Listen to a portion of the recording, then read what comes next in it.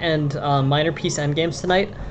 Basically, these are old games out of basic chess endgames, so very old book. Yeah, basically, I wanted to take a look at these. I've got two here, both loaded up, and yeah, they're kind of classical endgame studies. One is from Floor versus Kiers, and one is from Steinitz versus Zuckertort. So very famous classic grandmasters, very high level players, and let's take a look. So yeah, so let's do one from Floor Kiers first. This game from 1937. This illustrates the chances and counter chances. White must rely on his f pawn, which will eventually be passed. So basically, the idea is going to end up being pushing the f pawn forward, and either queening, basically passing and queening the f pawn, or playing f4, then pawn takes f4, and then pushing the pawn forward. And then basically, so it ends up being, I think it ends up being a draw. So basically, it takes quite a while for this to go anywhere. So this game continues: knight to g6, rook to b8, king to f3, and then basically the c5, knight e5, rook to d8, d takes c5, king takes c5, bishop to b3. That is surprising. Am I looking at something incorrectly? Because it looks like that knight is hanging. What's going on here? So knight to g6, rook to b8, knight to g6. Oh, sorry, it was rook to g8, b8. Knight to g6, rook to b8, king to f3, c5, knight to e5,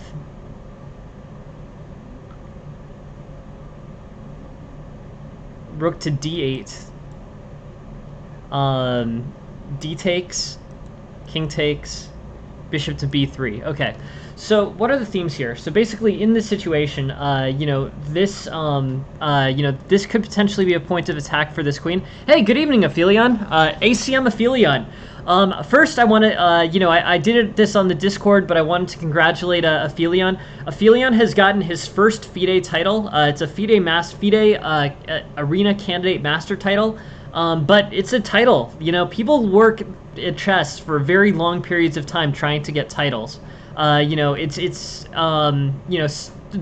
thresholds for titles have changed over time. To be fair, they didn't even have titles until about, I think, 1950 or so. I think they used the term grandmaster, but I think it was used sort of informally. The thing about these things is that it's a crazy time that we live now, where, titles by the International Chess Body have become more available to everyone.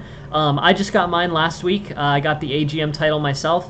And, I hadn't had a FIDE title prior to that, but I now have an AGM title. No, I mean, look, it's a real accomplishment. I mean, you put in a week worth of, you put in a lifetime worth of work playing chess, and then you put a week into working on actually acquiring the title on the platform. So it's really it really is something to celebrate, and onward and upward to the next one, right? Is basically the idea. Go next one is AFM. I don't know. I don't know if you've been over 1400 yet, but AFM is the next one. And as soon as you get that AFM, then the channel can celebrate that too. But yeah, no, I mean, it's real. So if whenever you get to AFM, let us know. But yeah, this is a real opportunity. These things change over time. So both the fact that it wasn't available before, and the fact that there's no guarantee that it will be available in the future mean that it's really good to get your opportunity in while you can.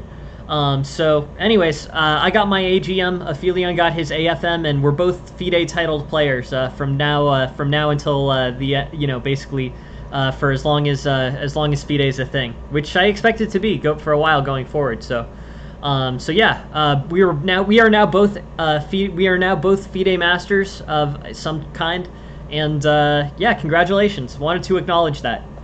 Yeah,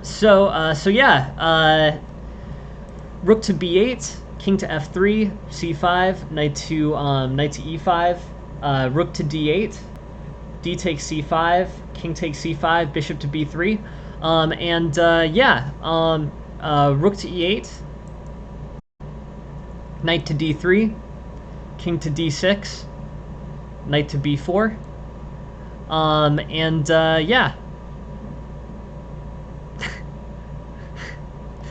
I don't know where Jen was going with that, but okay, whatever. Knight to d3, king to d6, knight to b4, and then rook to f8, king to g2,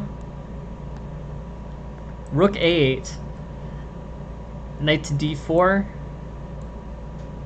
rook to e8, knight to d3, king to d6, knight to b4. Sorry, I missed a move here. A5, knight to c2, rook to f8, king to g2, rook to a8, knight to d4. And now this knight is centrally located. a4, bishop to d1, king to c5, a3, king c4, knight to c6, king to c3, bishop to f3. And basically, a draw was agreed here. So let's just go through this. Let's basically go through this endgame. So this is Floor Kiers from 1937. Let's go from where the start of this game is.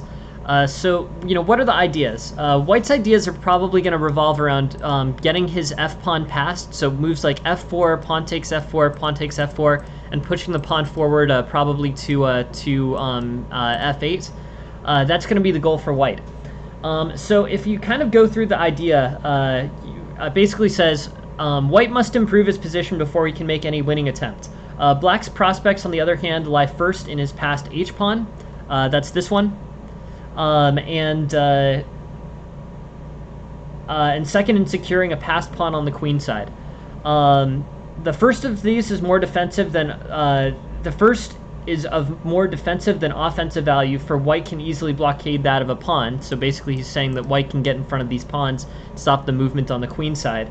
A queenside passed pawn can't be forced, which is accurate too. Basically, there's no way that this a pawn can, you can force a passing of this a pawn, or you can force a passing of the c pawn. So White has the better of it, and Black is going to be shooting for a draw here. This is very complicated. Let's go back. Here, one sec. Just in case you guys want to take a look at this position, I'm going to turn the air conditioner off because it's making noise. 1 second.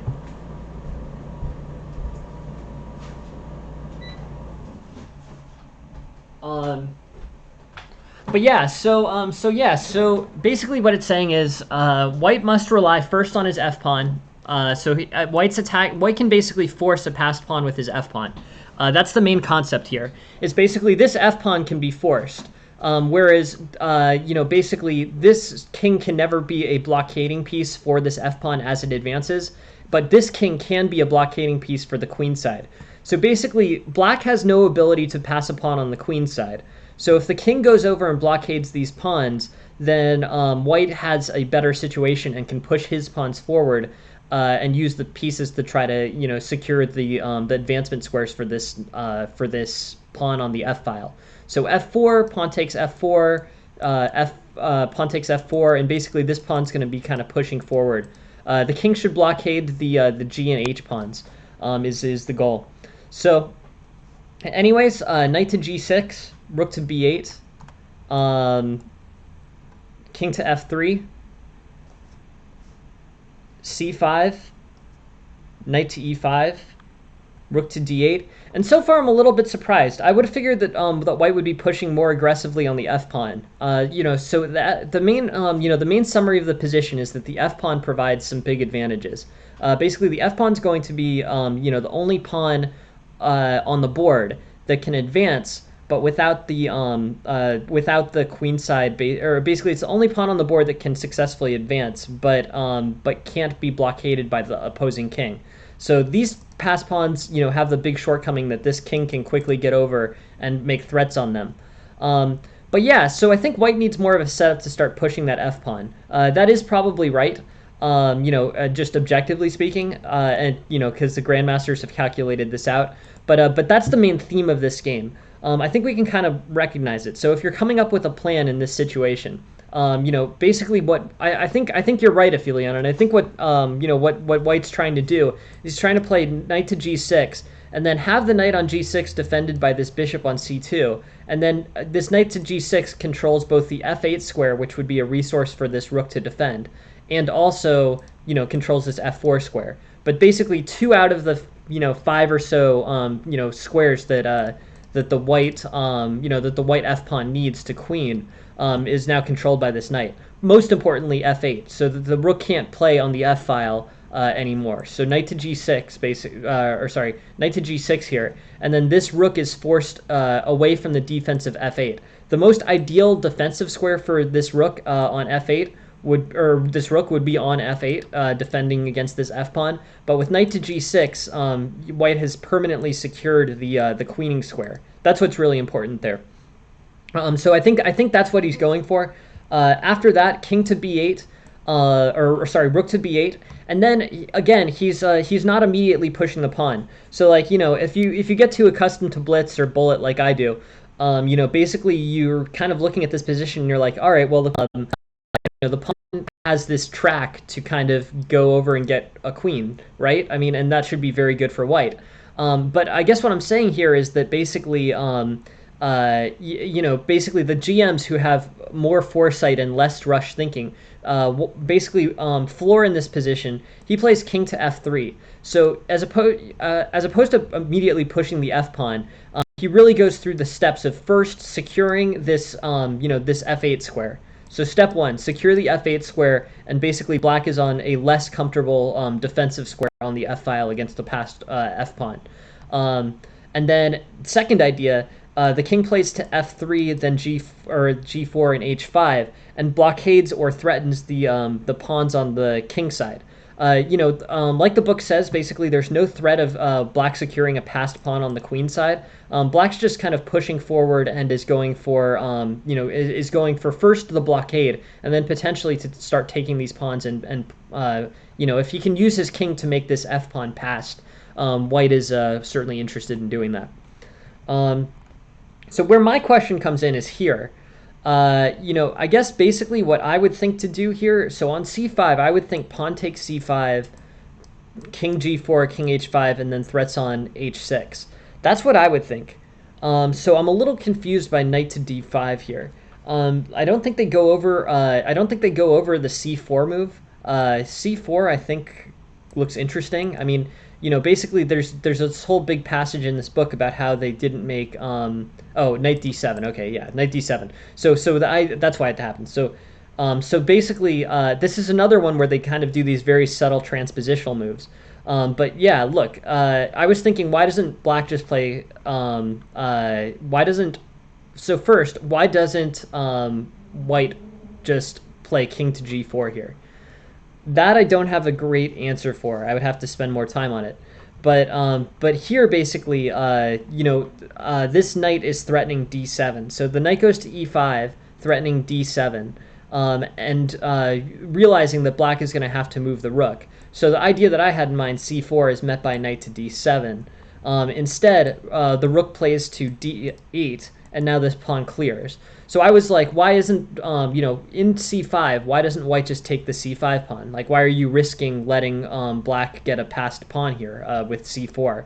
The answer to that is basically, white is going to take the c5 pawn. It's just that white realizes that he can freely get in knight to e5 before he plays anything else. So knight to c5. And then basically he has this d7 threat. Yeah, so it's an intermezzo move. Exactly right, Aphelion. So yeah, it's basically he has this intermezzo threat. It also provides a move if it goes rook to f8 and then king to g3, and basically knight d7 is still kind of indirectly attacking f8 because of that fork. But rook to d8 and pawn takes. So it's like basically white was always going to take that c5 pawn. It's just that he never was planning to.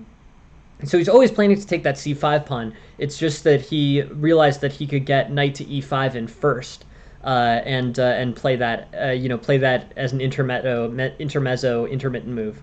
So pawn takes king takes c5, bishop to b3, and here it's getting closer to equality. The engine's kind of realizing that white's chances are a little bit rough here, but I still think that there are good chances with king to g4, f4, and potentially on pawn takes f4, pawn takes f4. But it's looking more and more drawish as this continues. Again, these are world champions. They played out into a draw. So it's a draw, it's a drawn game. But I think that they sort of shows, that basically the advancement with these two pawns is somewhat limited. This space is kind of open enough, and there's enough counterplay for both sides that it's more likely to trade off into a draw. So yeah, rook to b8, king to f3, and neither pawn take. I was thinking, what if king to g4 here is kind of interesting. So king to g4 listed as the best move. Instead, basically, bishop to b3 was played. But I'm liking king to g4. What if king to g4 and pressure gets exerted on these pawns over here? So d4, pawn takes d4, rook takes d4, I like king to h5. This is what I was sort of getting at, king to h5 here. But I guess at the same time you have to be kind of careful, and at the same time it's really getting closer and closer to a drawish position.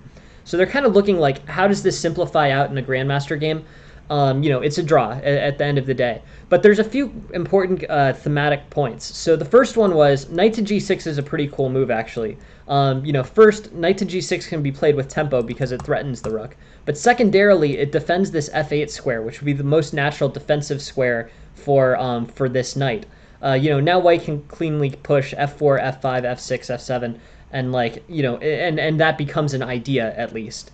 This rook will be dislocated on some strange file, and f4, f5, and white will have the ability to push. So, anyways, king f3, c5, knight to e5, rook to d8. White's best, it's kind of a tough situation because I would be sort of tempted to aggressively attack these pawns. Like I'd go like g4, h5, h6, or have that at least in mind. But you do risk some level of losing chances if you start playing too aggressively. If you really go crazy as white, you can still lose this. So it's not as if, black has at best drawing chances. If white badly mishandles it, he can potentially lose. So this king g4, king h5 idea, what I think of as a pretty risky idea, may not be worth playing just because it is too risky. We can look over some more moves. Here basically the engine has completely accepted that it's a draw. The engine's recommending king e2. I mean, that's a move that basically goes nowhere and is sort of equivalent to a draw offer. If white chooses not to advance here, it's going to be a draw. I mean, white can secure a draw here, and it's only by overextending that he really loses. Anyways, let's just go through the opening position, or basically the endgame position from front to back here. Rook to g8, on knight to g6, king f3 rook to b8 here, king f3, c5. But basically this knight has so knight to. There's basically three thematic moves that I want to look at. Knight to g6 threatens the rook, basically winning a free tempo to move the knight to g6, and defends f8. This rook can probably go to b8. It can probably go to a few different squares, but the rook plays to b8. But now this knight has taken away the most natural defending square for this rook against this f-pawn, which the passing is going to be the... couldn't the rook just go g8 then f8? No, because the bishop defends the knight. But really good question. Yeah, feel free. If anyone has any questions, please ask as many questions as you like. Like, that's what I'm here for. That's what, So yeah, the knight is defended, right? So the knight's on g6, defending the f8 square, and the bishop is defending the knight. So this f-pawn, passing this f-pawn is white's best winning chance. we see that it's not enough. But knight to b6 or knight to g6 is a good move because it attacks and it defends a key square, or controls a key square for white. So rook to b8, king to f3. If black plays a kind of inaccurate defense, king to g4, king to h5, king takes h6 could potentially become a possibility. But white's going to have to be very careful if he does that because that's a very double-edged way to play this position. All right, c5, and then here's another one. So I said, okay, well, one of the things that in the early analysis of this position is we talked about basically black is not able to get a passed pawn on the queen side. Yeah, knight to g6. Another, yeah, I mean these are world champion level moves. So world champion circa 1930 level moves. But yeah, knight to g6 is a very thoughtful move here too. And c5, this basically this is an attempt by black to pass a pawn. If white plays king to g4, then I'm pretty sure black will play. I figured black would play c4, but maybe even with the pass pawn, he's in trouble. But black is basically making a threat to pass a pawn here. There might be more accurate moves. But the opening's talking about how white's key advantage in this position is his ability to force a pass pawn on the f-file, whereas black does not have the ability to force a pass pawn on the queen side. The a pawn is matched by this a pawn, and these pawns on c4, d4 defends it, and on d4, e3 defends it.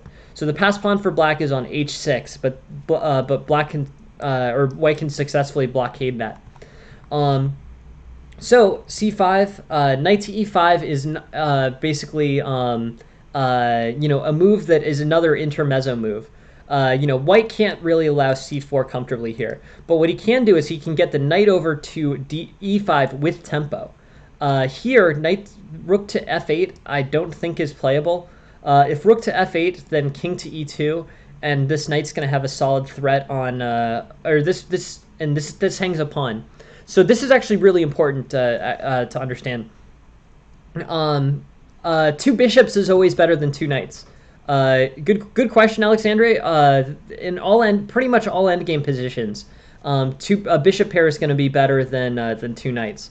The difference is going to be, the time when the knights is the best is when there's a very closed position and many pawns that are left on the board. But in a normal position, two bishops is better than two knights. I'd say 99% of the time. Very, very solid majority of the time. So here's another move. So knight to e5 is an intermezzo move. So here on c4, knight to d7. On d4, knight to d7. But the really important part here is that rook to f8 here. This ends up being bad for black. On rook to f8. Yeah, thank you very much for joining the stream, 25. Thank you very much. Feel free to please come by. Feel free to participate and ask as many questions as you like. My goal is to be able to answer, everyone's questions. So if anyone ever wonders about anything, or if I go too fast, always feel free to ask. I'm really interested in helping. So that's so thank you for coming by, and please feel free to stop by whenever it's convenient. So the point of rook to f8 is that this is an error. And it's an error because on king to e2, basically this knight is still threatening d7, and pretty much regardless. So say knight to d7, rook to d8 is pretty much forced. Rook to d8, pawn takes c5, king takes c5, and then knight to f7 wins this additional pawn. So this was an important part of this tactic too. First is it's an intermezzo move, so c4 can't be played. If c4, then knight to d7, checking the king and the rook, and basically winning over there. But yeah, that's a bummer, Alexandre. I have to say, I don't think that it's great that you pay for things either. The thing that is true about playing in chess tournaments and getting FM is that if you play in over the board FIDE tournaments. I'm not 100% sure about this, but I'm pretty sure they don't charge you to get your FIDE FM title. I'm pretty sure about that. The thing about the FIDE online tournaments is that 30 euros is not zero.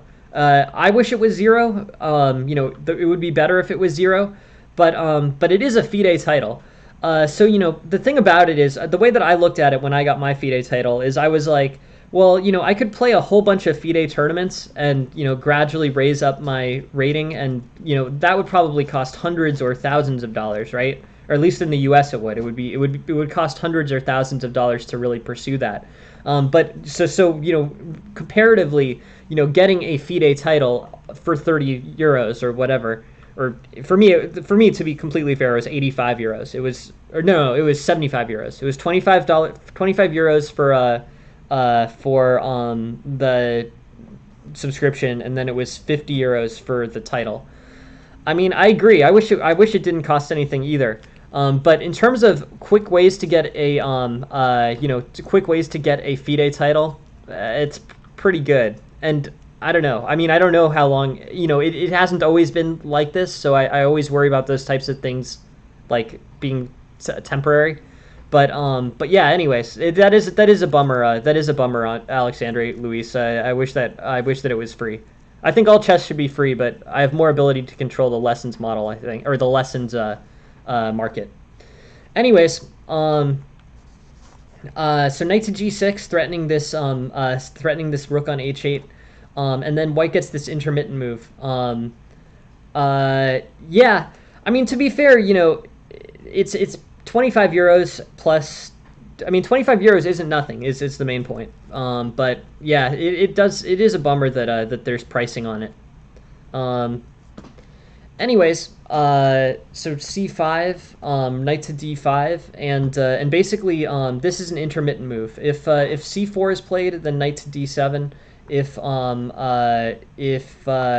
something else, basically if an alternative move, rook to d8, then pawn takes c5, knight to f7. So this continuation with knight to e5, basically is capable of winning a pawn. If you can get king to e2 in. Knight to f7 and then rook to f8 is the issue. Yeah, so that's basically an intermittent move for white. Here we're getting closer and closer to a draw. Basically, you can kind of see the position is heading more and more towards a draw as things are simplifying. But yeah, white is in a white basically is in a drawn position from the start. But has multiple good tactics and multiple good kind of instructional considerations.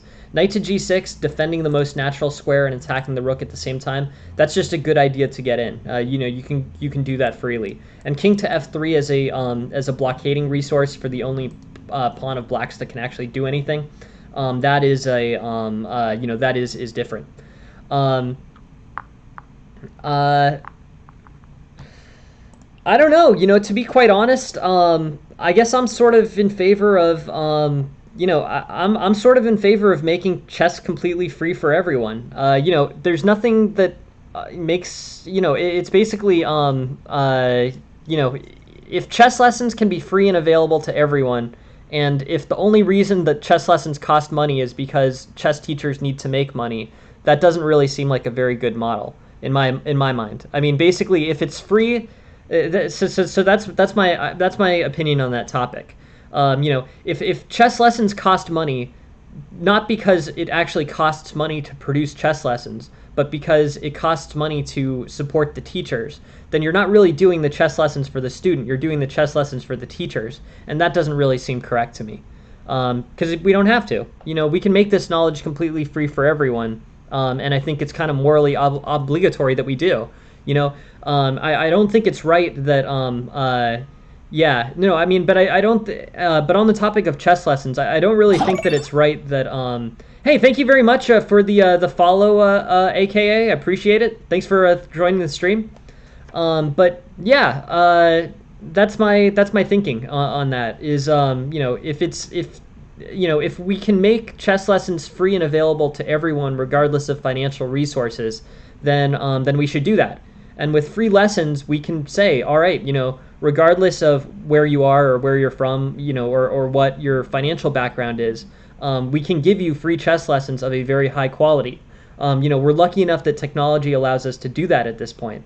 So I think morally speaking, we're kind of obligated to give free chess lessons if we can give free chess lessons.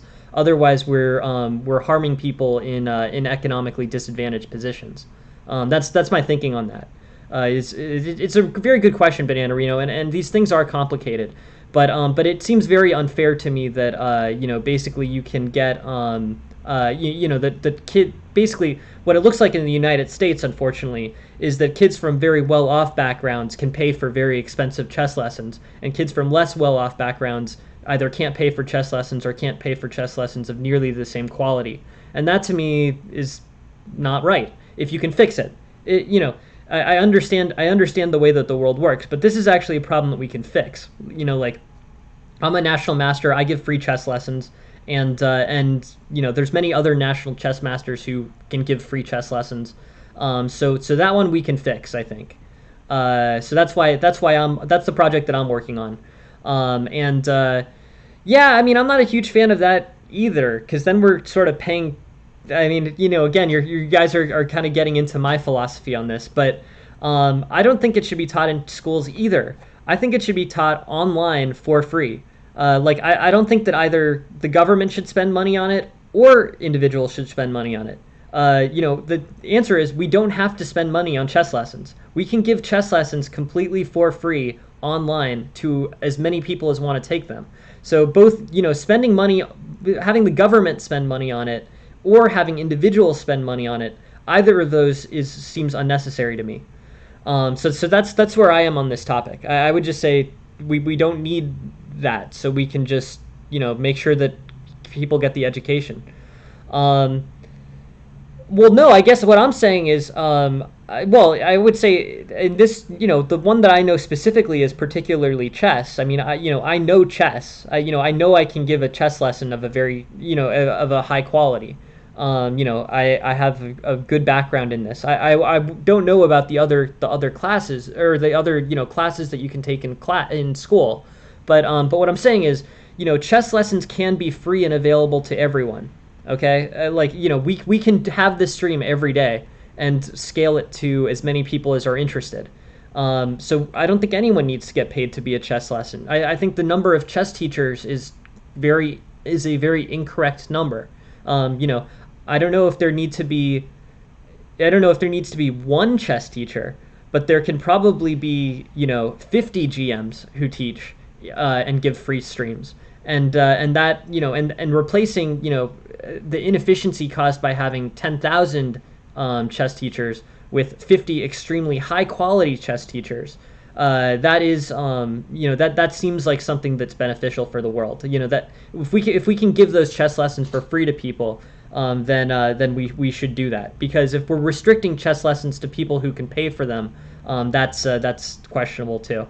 So I don't know. I mean, yeah. So I think that's where there's still an opportunity for a chess teacher to exist, is on one-on-one lessons. But I think in terms of lectures, how much individual attention are you getting in a 25-person chess lecture, like after school program? Like, not that much. So I don't know. I guess my opinion is just that this can scale. Chess education can scale to a very high level. But yeah, so one-on-one teaching I think is probably going to be better. But yeah, no, I think, I mean, you would have to think about it. How much is the one-on-one additionally worth, right? Relative to chess teachers, or relative to 1,000-person stream. But in terms of making the a live chess stream available to 100% of people, a GM basically teaching live to 100% of people, that's just something that we can do. Like, that's not technically restricted. If Nakamura or one of the very popular streamers went on tomorrow and started teaching completely for free. But yeah, no. So yeah, you guys are asking questions. But I guess my opinion is what does the most good for the world is to have efficiency. It doesn't help the world to support inefficient practices. If there can be one GM who goes on, who goes on every day and gives a chess lesson for free to 10,000 people, and no one has to pay for it, and no one is economically disadvantaged. That seems like the best system for me. I would be very happy if my stream got replaced. Like if basically one of the high level GMs went on tomorrow and started giving free chess lessons every single day. I would be very happy with that, because it would have solved the problem that resolves basically it would have solved the problem of economic discrimination in chess tuition. So the thing is, technology can make this completely free. Everyone can, have a free chess lesson. Extremely high quality chess lessons can be given live and at scale. So that's what I'm saying is if you need, if you can have chess lessons for free where no one is economically disadvantaged, that seems like the best situation to me. And I think tech allows us to do it. All Nakamura would have to do to make chess lessons free for everyone is a single person would have to go online and basically start giving free chess lessons. And they'd have to be of high enough quality that, people were interested in them. But that would, that would fix that market so that no one who can't afford chess lessons would be at a disadvantage. Anyways, sorry about that. I'm happy to talk about it. I'm happy to talk about it, but it is not what I'm here to do, is talk about it. So anyways, rook to b8, king to f3, c5, knight to e5, and basically this ends up being a drawn endgame. It's two good tactics by white, and then an endgame that is drawn becomes drawn. So that's the end of that.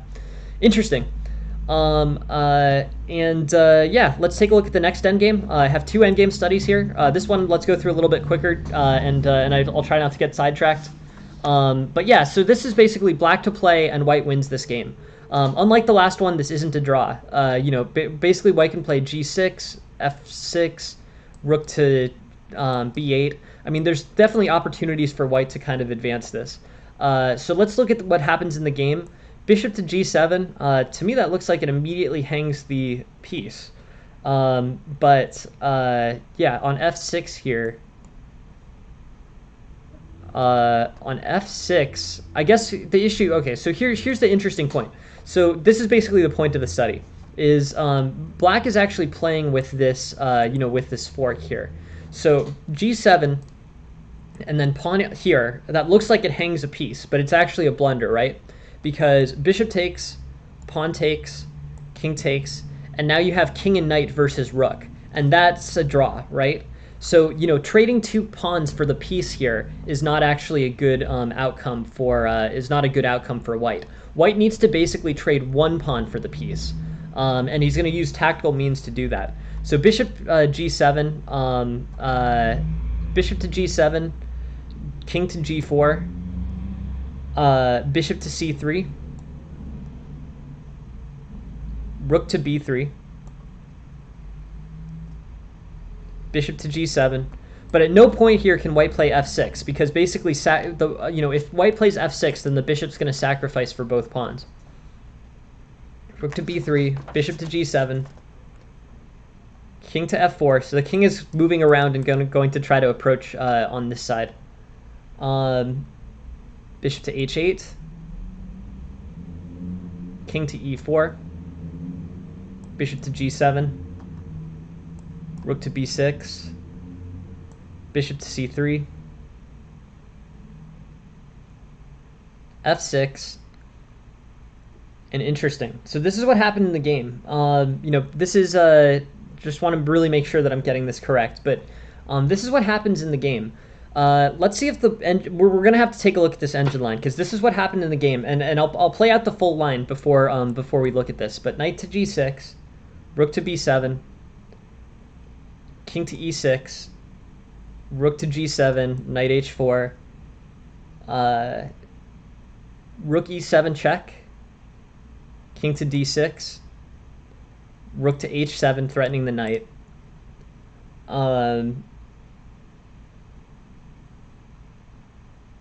Knight to g6, king to f5, knight to f8, g6. And this is a winning position for white. So this was interesting. Yeah. So basically, this this idea, pushing these pawns up and going into the g8 queen endgame. This is a win for white. Let's just go through the line front. Basically from the beginning to the end once more. Bishop to g7, king g4, and basically the king maneuvers over to to the center of the board, and then white pushes f6, and the king kind of the king works from this e file, and basically pushes on the knight, and then pushes the pawns forward. So yeah, ultimately this ends up being good for white. This is solid. But the move that I'm curious about is one that was played. So that was the game line, but the engine seems to have a problem with the game line here. Basically with the game line, it's saying that f6 is a blunder. Bishop to, so let's look at the line. Bishop to d2, rook to b5, and then bishop takes g5. Yeah, this looks fine. Bishop takes g5, rook takes g5, king takes f6. So this may be the case where the engine has found a has found an alternative. Yeah, king h5, bishop to g7.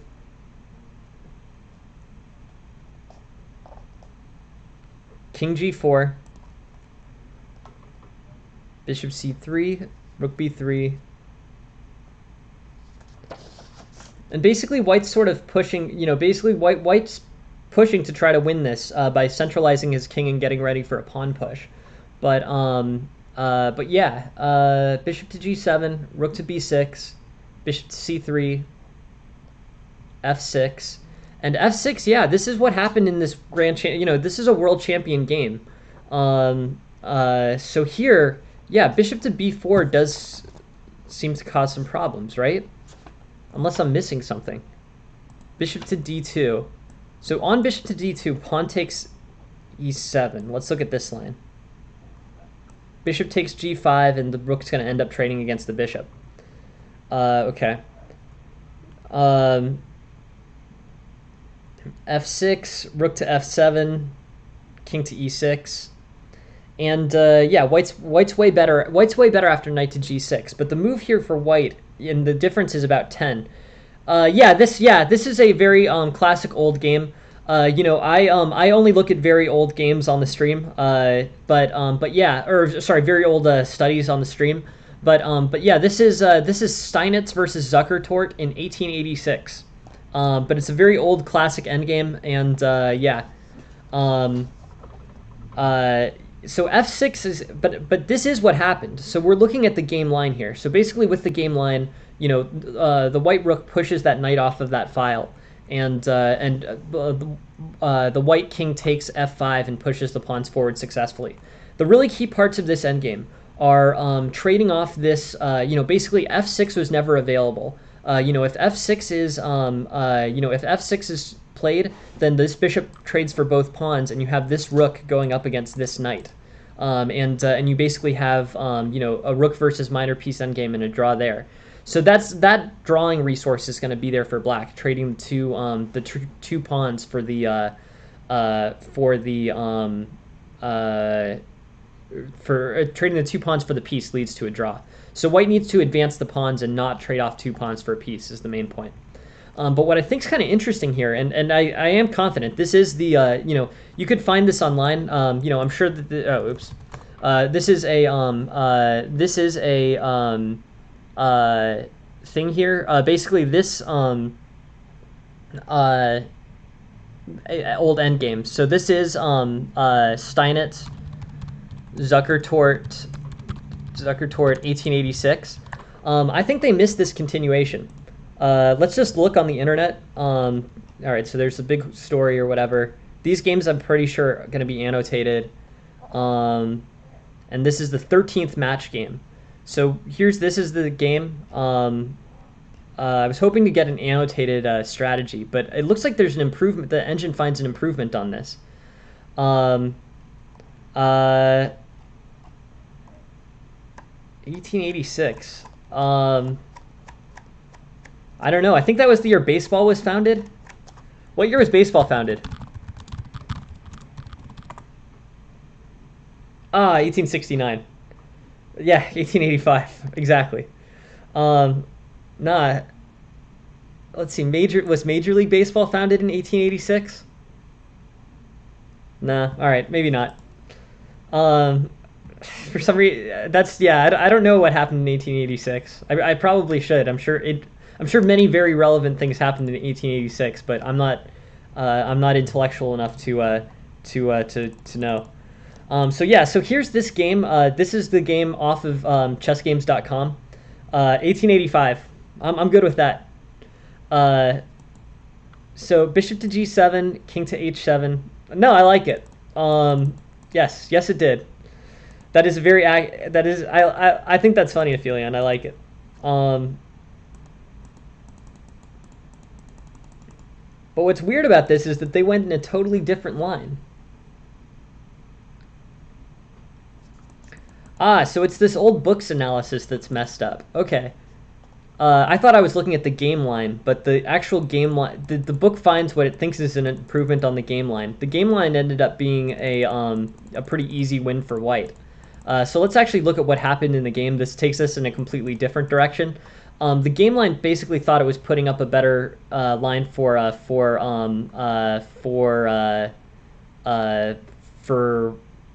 black, but yeah, let's see. Um, the actual game line here was bishop to d4. So king h5, bishop to d4, king h6, bishop to g7, king h7, bishop to d4, g6, king f6, and then rook takes e7, king takes e7, g7. This ends up better. This is how white won by force in the actual game. The analysis that I was looking at, this very old one from Fine, this one Fine's analysis actually has a flaw in it based on the computer. So Fine thinks he finds a better situation for black, one that draws, and maybe he does. Maybe he does. He just doesn't. He's convinced that white is winning by force here, but maybe he did so well in providing a better defense for black that he just missed this. He missed this continuation. Knight to g6, bishop to d2, bishop to d2, and basically black's gonna get 2 pawns for a piece, which is what he needed. Yeah. Well, no, I mean, the thing is, on bishop to g7, the king does, the king can't advance this way, right? So there's a full, this full analysis line starting with bishop to g7. On bishop to d4. So bishop to d4 is what happened in the game, and bishop to d4, king to h6, and this, basically this ended up being a win by force for white because the king could march in. Fine finds what he thinks is an improvement with bishop to g7. I think it is an improvement over bishop to d4 to play bishop to g7. And I think that this does actually keep the king out, right? I don't know if there's any way that king can make it in through this, through this king side with the bishop anchored on g7.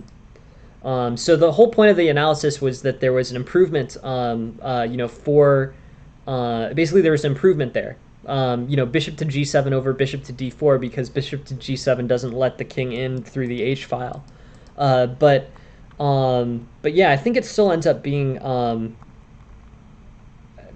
basically white's looking one here, but the whole endgame analysis is flawed. Yeah, so that was the game improvement.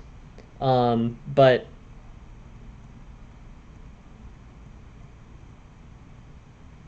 yeah, g6, sure. So yeah, white I think can exert. Basically this is a way that white can win. That f6 move was suboptimal. I think that there's better plays for white here. Maybe rook to d6, maybe rook to b7. But it's a tough situation. I don't know exactly what what the improvement for white is, but let's look at one of these winning lines.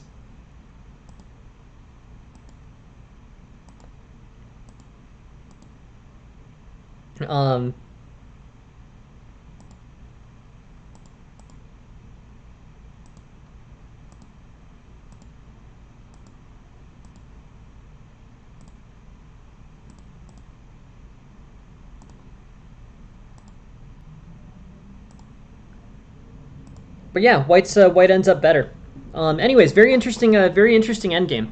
The real life. This is a case where the real life was way less interesting than the line that Fine came up with, and Fine's game ended up Fine's game ended up being really interesting.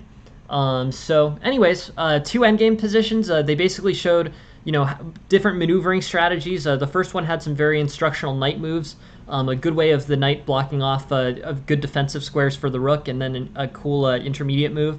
And then this one, basically, first idea, white winning by force by marching through his king through the H file. And the second idea, basically maneuvering with this knight to advance the pawns. Also important tactically here was the idea that black would have trading his bishop for both of the pawns as a defensive resource, and that would be a draw. That sounds a little bit obvious, but at the same time, I think that's a pretty that is something to consider if you ever get into this type of situation. We still didn't end up in the mythical king bishop and knight versus king endgame. If we ever end up there, please, I've honestly in my life never played a king bishop and knight versus king endgame. I really hope that it happens at some point, but anyways, this opportunity, basically if black can trade into a minor piece versus rook, that is a thing. So, anyways, interesting stuff, and cool situation, cool games, and I wanted to take a look at the next one. Let's take a look. These are viewer games. I just wanted to go through those lessons first, and here we go.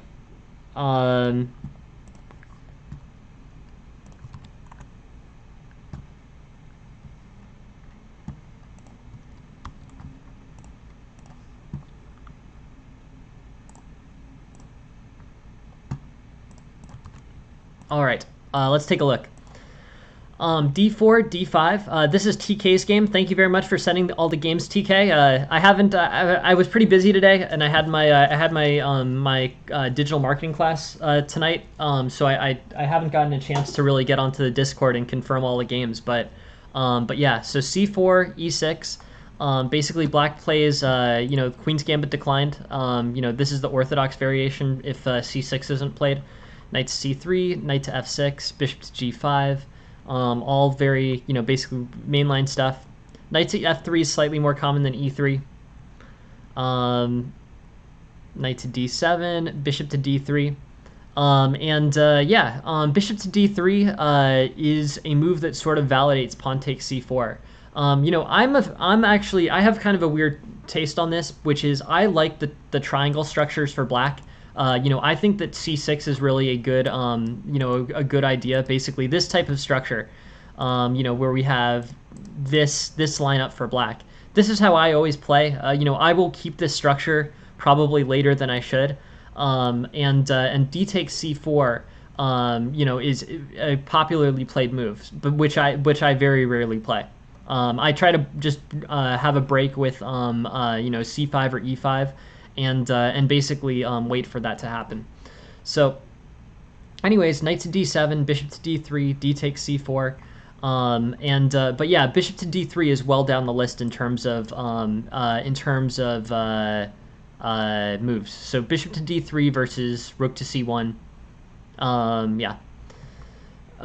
D takes C4 is played by black here. Again, I'm not a huge fan of D takes C4. D takes C4 tends to be played in a situation where white plays bishop to D3. There it's a little bit more justified, at least. I understand, I still don't do it usually, but I understand pawn takes C4 here. Because also just on this topic, with pawn takes C4, you're basically trading your D pawn for white's C pawn. So, you're basically trading a center pawn for a non-center pawn. So that trade in general, I'm reluctant to play for a few reasons, but whatever. Anyways, bishop takes C4 is more popular for black in the situation where and by the way, black is TK is playing black here, so what I'm saying is a personal style thing. Don't worry about what's accurate. What you're playing is perfectly accurate. There's no problem with D takes C4. In fact, it's a very popular. It's the very popular opening move. So don't let me deter you from this. But this is actually this position on move 7 is the split. I play c6 here, which is the number one option. You play d takes c4 here, which is a narrow number two option. They're both completely fine options. I'm just telling you, stylistically, I play c6 and maintain the tension in the center, and then don't trade the pawn for don't trade the d pawn for the c pawn. So yeah, here d takes c4, bishop takes c4. D takes c4 makes more sense. It's particularly good in this case because you're basically disrupting this bishop's development. The bishop spent a move moving to d3, and then when you play pawn takes c4, you make the bishop move again. And then if the bishop wants to go back to d3, he'll have to waste another move doing that. So pawn takes c4 comes with extra tempos in this case, which makes it particularly playable. Still though, I'm in this split, which is about 50-50, I'm on the c6 side of things as opposed to the d takes c4 side of things. But it's personal taste. They're both completely fine. Knight fd5. Knight fd5 is an unusual move. Knight to b. So here's where we sort of get out of theory. C6 I think is fine. C5 is what the engine is proposing and what the opening book is proposing. So here C5 basically. The thing is you've traded off your d pawn for white's c pawn. So d5 works effectively to try to get that trade equalized. So if white takes the c pawn with takes the c pawn with the d pawn, then you once again have symmetrical pawn structures and are pretty close to equal as black. That's why the engine is proposing c5. c6 makes sense to me too. C6 will probably strengthen potential outposts on d5. I don't know. It's kind of a tough decision. I guess I would say I probably play c5 here. I think that c6 loses some of its value when there's not really much tension in the center anymore. One of the things that's valuable about c6 is it defends d5 in a situation in which the center is tense. That's my thinking on that. So c5 might not be as useful here as it might be, where there's still a pawn on d5 and there's tension in the center. So c5 is the number one move. A6 is the number two move. A6 is going to thematically involve b5 and b4. This makes sense too. This is this is basically a queenside expansion for black, and that makes sense. Basically taking space on the queen side is something black can do. So, yeah. Anyways, a6. So c6. Castles is unusual for white. The main move here is rook to c1. Rook to c1 is frequently a good move in these. Hey, thank you very much, everybody. I want to give one final congratulations to Aphelion. Great. You got the ACM title. You are an official FIDE titled master, and that's something that many people, many people played chess for time and have not done. So an official title for Aphelion from the world governing chess body. So congratulations to him. ACM Aphelion. Big congrats. If anyone else, again, no pressure, feel no pressure from me. But if anyone else goes the path that Aphelion just did and gets themselves a FIDE title, please let me know. I want to see if people who are regulars to the stream can go and get some FIDE titles. I think it would be really cool if we could say that all these titles were generated because of the stream. Please keep me updated. I really want to. It would be awesome if this stream could produce 100 titled players or something like that. Like that would actually be really awesome in my mind. It's just cool. Like it's a cool benchmark for the stream to think about. So, anyways, Mikey, please let me know if it goes. Yeah, no, really, yeah, I'm really rooting for you. Hey, also, let me know if you want me to play any games against you. I'm happy to, because there's a game count, right? So if you want me to play some Blitz or you're aiming to get some FIDE rated games in, feel free to just DM me or something, and I'll be happy to play some Blitz against you. I played a few games against Aphelion on his route to ACM, so super happy for anyone who wants that offer, since I have the membership. Anyways, rook to c1. This is a common like Grunfeld queen's pawn thing, and basically this rook facing off on the c file. This is a an improvement for white here. So yeah, no, you should. I'm definitely down to play some blitz. See if you can find enough other people to play FIDE rated games with you on there. But if you need me to start cutting down those those numbers or whatever, I don't know which route's best for you between rapid, blitz, or bullet. But more than happy to help cut down the number of games you need if you have trouble finding opponents. So yeah, so here basically black has I don't know. I guess I would say that I'm just sort of not a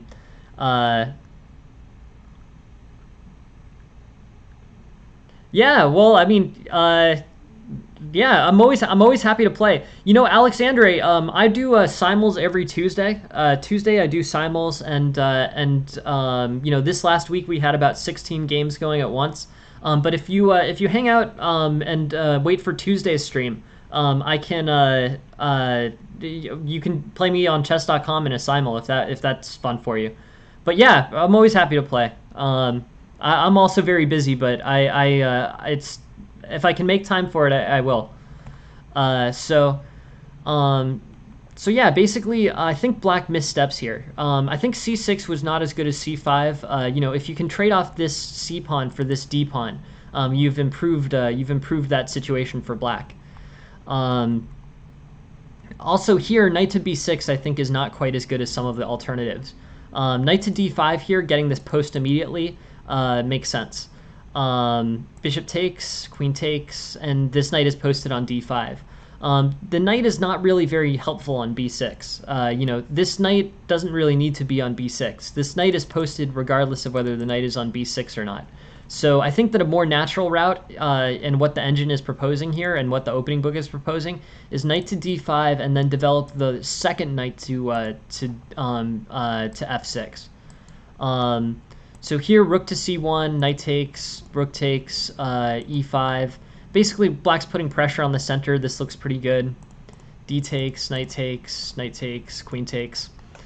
I think things are solid for black. I think in this situation, I don't know. This seemed to equalize. Equalizing all this tension in the center was good for black. What actually happened in the game is that the knight goes to b6, and the center remains complicated. This whole complicated center plays off as very favorably for white. This knight gets posted on d5, and black basically doesn't have any ability to challenge it. So what's sort of interesting here is basically black's overall strategy does best with neutralizing the center. This can be done through c5, threatening to trade off this pawn, and knight to b6, bishop to d3. You're on the Discord, right, Alexandre? Yeah, you're on the Discord. Yeah, so on next Tuesday, Tuesday at 8 a.m. Eastern, we'll do another simul, and you can always play in those weekly simuls. That's no problem at all. But yeah, I think that there will be more simuls against masters too. I think that that on Twitch they'll be able to get those together. Anyways, so the better route so there were two improvements for black here. c5 threatening to trade off the c pawn for d4 pawn. That's better for black. And the second here is basically knight to b6 was not the right way to go about getting the d5 square. This knight can play to d5 immediately, and then be posted there, and then this knight can develop to f6. But b6 is problematic because one of black's resources here could potentially be b5, a5, b4, like a big queenside push. So yeah, queen takes, rook to c1, knight takes, rook takes. This is good for black basically. The center's gotten very neutralized. With e5 and knight takes and queen takes, the center is completely neutralized, and basically, basically eliminating all of the pieces in the center leads black towards symmetry, and symmetry makes things more equal. What ends up happening here, there's f5 is an error. F5 basically loses this ability to knock the queen off of e5, which is gonna, or knock the knight off of e5. After f5, knight to e5 becomes a much more dangerous and available post for white. So that's another positional idea. And yeah, so going through these, let's just go front to back on this. Basically, I thought everything was pretty reasonable. D takes c4, is a matter of taste in terms of opening style. I prefer c6 to pawn takes c4, but pawn takes c4 is fine. And then I think c6 is a little bit inefficient with c4 having already been played. I think you want to challenge the center and basically try to equalize on that, basically equalize that d versus c and equalize this c versus d here. So if basically you've created an asymmetry in the pawn structure, and it's most beneficial to black to re-equalize the pawn structure here. So that I think c5 was an opportunity for black. And now knight to b6 is not the right. Knight to b6 is not the right move. Knight to d5 gets you the post that you want, and then you can play b5 and a5. But knight to b6 causes kind of things to get stuck on the king side, stuck on the queen side. The b pawn is necessary to advance. So this knight on b6 is a little bit stuck, it gets the b7 pawn to be stuck. Overall, I think this is pretty good. It comes out to an equalized position. So the moves to revisit here. The Italian's game is interesting. That's what I play as white, actually, Alexandre. I'm most familiar with the Italian game as white. I've been playing it for a very long time now, so that's my opening as white. I basically will play into the Italian game from both white and black in high-level games. I'm trying to try out new stuff, but the things that I'm most familiar with are the Italian opening. So, anyways, c5 is better than c6. The knight should not go to b6 because you need these pawns to move up. So what you do is knight to d5 and then knight to f6. That's better for black. And then the next thing that comes up, f5 creates a vulnerability on e5 and the ability to get this knight to e5. Yeah, I think the Italian game is good, Alexandre. You can play, lots of masters play the Italian game, lots of grandmasters play the Italian game. So I think that strategy is, or that opening is just fine for white. I still play it a lot. I play it a lot in Bullet. It's a good opening. I wouldn't talk you out of that one because I think that is an opening that holds up, up to grandmaster level. So yeah, good stuff, Alexandre. I think that is that's a fine choice for an opening. That's the thing that I'm the most comfortable with. So yeah, knight b6, c5 versus c6, knight to f6 as opposed to knight to b6, and then f5 creates an outpost for this knight that didn't really need to get created.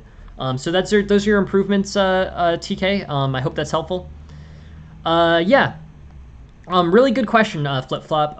The thing that I like the most, okay? I like the book. It depends on where you're at, to start with. But I really like the ideas behind the chess openings by Fine. It's a really pretty non-technical book. It's a book where you don't have to have a chessboard in front of you or anything like that.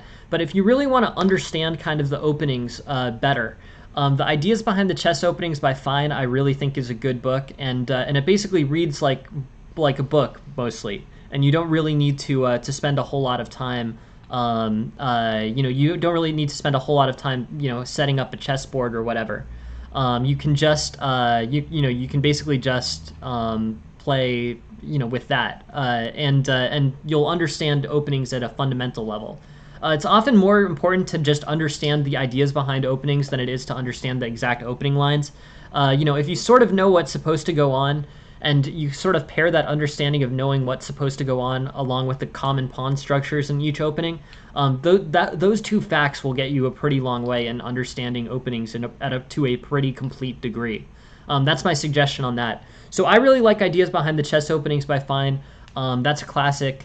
And other than that, you can always look at Grandmaster games. Also, there's this one method that I've been using. I came up with it for this stream, but I really think it's good, which is if you need to iron out moves from your opening. What I've been doing in opening, what I've been doing, kind of in a like, because I wanted to come up with a metric, to really think about what openings should and shouldn't be in your opening repertoire. But basically, what I was thinking is, if you have two tools in front of you on chess.com, and you usually would have these available to you on any site. But you have an opening book, which shows the most common openings played in master level play, and then you have a computer analysis, right? So you have those two things. You have computer analysis, and you have opening books. So I was saying, in this situation where you have, where basically you have the opening book and you have computer analysis, if you play a move in an opening, so going over your games for analysis is very important. It's a very valuable skill to get good at. But if you play a move in your opening and there's a change between the best and second best eval of more than 0.5, so say. I don't see what happened here. That was weird. So knight h6 was played, and there's a difference between the between the move that you played and the best move of more than 0.5, so more than half a pawn, and the opening move that you played is played less than 1% of the time. So in this case, knight to h6 is played one game out of 67,000. So that would be in less than 1% of the time. So that's the criteria that I was thinking of. Basically, use both. If you're trying to improve your opening theory and opening books, go over your old games where you think you made an opening error and check that against, the opening book. If it's played less than 1% of the time and the comparison of the best move versus the move that you played is more than 0.5 of a pawn, then that's a move that you should remove from your repertoire. And, you should defer to, one of the most common moves, or the most solid moves is recommended by both the opening book and the engine.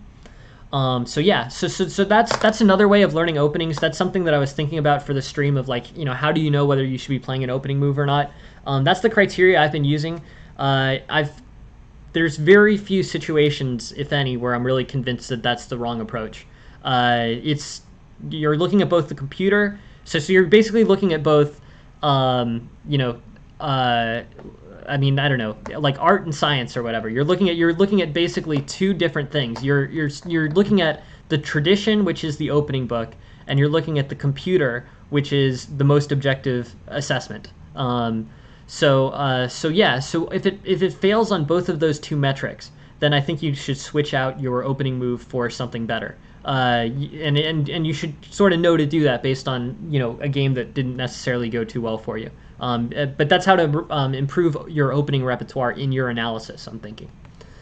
All right, on to the last. We have two more games, and I'm going to start this off. We're probably going to go a little bit over tonight, but that's okay. All right. Okay, so this is John Drip versus Augustus Ramirez. Sounds good. Let me just get. Sorry, it's in a. I'm sort of bad with the. I'm sort of bad with the Lee Chess PGNs. But let me get this one.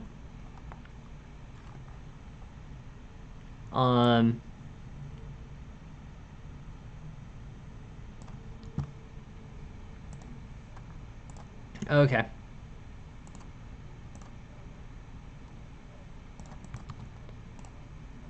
Okay, this is already a very well annotated game. This will be really helpful. What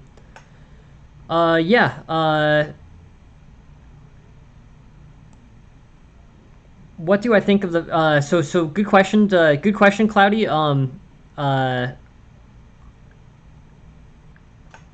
Yeah. So I mean,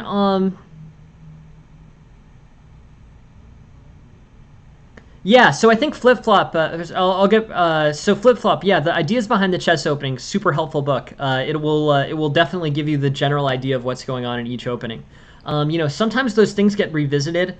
And it's an old book, but the overall concepts behind the book are great. I mean, you know, realistically, if you play your openings from a fundamental perspective, like a 2600 as of 1950, that's probably fine. You know, that's fine for most practical players. There are some openings in there that periodically get revised. Like there was this crazy thing that Magnus Carlsen was doing, where he was basically, you know, basically he was playing in Sicilian c4s on the queen side. So he's basically playing on the queen side in the Maroczy bind. No, your game is next, I think, Lauren. Let me just make sure it's your game, but yeah, I think yours is the last one of the night. Yep, your game is next, Lauren. Yours will be the last one. Okay, sure. Yeah, if you send a link, we can make it whatever. That slot is that's basically that time slot is set aside for you. So whatever you want to take a look at, we can take a look at. And Cloudy Dino, your question is, have you done anything on the French or King's Gambit? Yes, we've definitely looked at the King's Gambit a little bit. You know, let me see if I can find that video for you, and I'll post it on.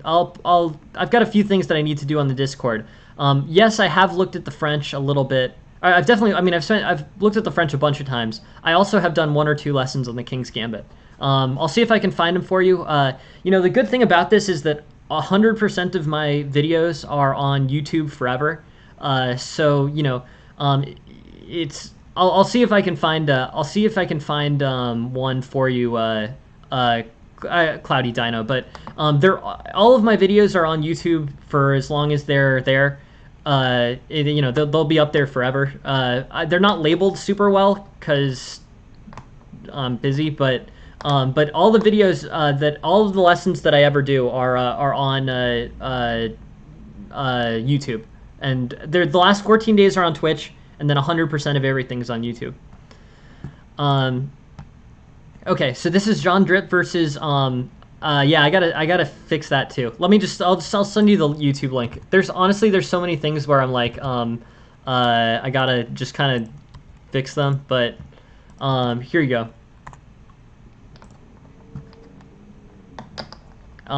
Yeah, so those are all on YouTube. That's, you know, probably easily more than 100 hours of lecture material. I'll put as much there if I can. Sorry, I hope it is. This is Drip versus Ramirez. If not, it's what's the? Do you know what the game number is in that of PGN? Just because it's a study, I assumed it was the last one, but I guess I picked the wrong one. Do you know which one it is?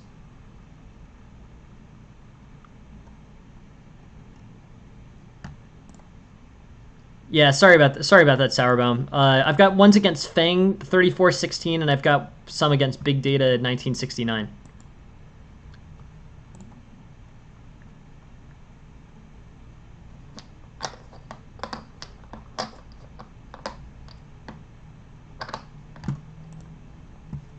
Okay, cool. All right, I've added Lawrence for the last game for tonight.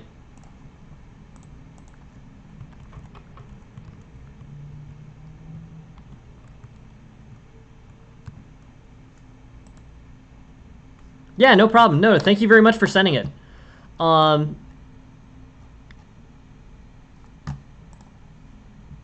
Okay, cool. Yeah, so that's this one, I think.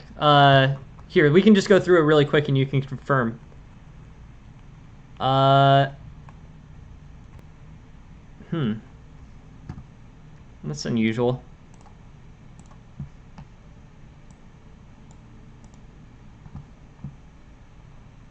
Yeah, this one looks like Ramirez is black. Oh,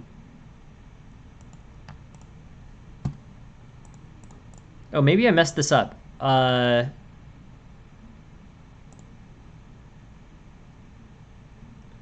I messed this up. My fault. I've got your game. Sorry about that. I messed up the import on it. Thank you very much for thanks for being patient on that. Yeah, no, sorry about that. Yeah, no, that's my fault, Sourbaum. Yeah, thanks for being patient. My bad. Here you go. This is the one, right? This is the French. So we were just talking about the French. Okay, so the French is a very common opening. This, by the way, is the Tarrasch. This is the Tarrasch line of the French. One of the things that's very important about the French is, and this is, basically I'm drawing this from Ideas Behind the Chess Openings, which I think has a great write-up on the French. But basically, what happens in the French is white ends up in all main lines with pawns on d4 and e5. Basically what it comes down to is how well white can maintain his pawns on d4 and e5. If white can maintain his pawns on d4 and e5 for basically the whole game, then white will have a very good position in that game. If black's able to disrupt the d4 e5 pawn structure, that generally leads to equality or black being better. So that's really what the fight is over. Black basically maintains, black has resources to attack this pawn structure with c5, which white can, play against with c3. But the resources to break up white's center on d4 and e5 are c5 and f6 for black, and those two pawn resources will be effective in terms of undermining the pawn structure there. So knight to d5, knight to f6, e5, knight to d7. So basically this is the pawn structure we were expecting, and now we're expecting c5 and f6 from black. There's c5. In this case, because basically this wasn't mainline. So mainline French, by the way, this is another kind of big distinction. Mainline French is knight to c3. Tarrasch French is knight to d2. On pawn takes e4, the knight takes from either square, so that's not the problem. But one of the benefits that comes with the Tarrasch French is that you get to play c3 against c5. And if your goal is maintaining this d4 e5 structure, then on pawn takes d4, you can play pawn takes d4 and maintain the structure. And that tends to be good for white. Knight to c3 isn't as aggressive. It doesn't involve lines where the knight goes to b5. But it tends to be generally fairly good for white and relatively stable there. So d4, e5, bishop to d3, c5, c3 here, and now basically on pawn takes d4, and white will have maintained the d4, e5 structure, and black will have lost one of his key resources to undermining it. Knight c6, knight e2, pawn takes, f6. All right, f6 is another undermining move here. Let's look at the opening book. E takes f6 is the overwhelming favorite here.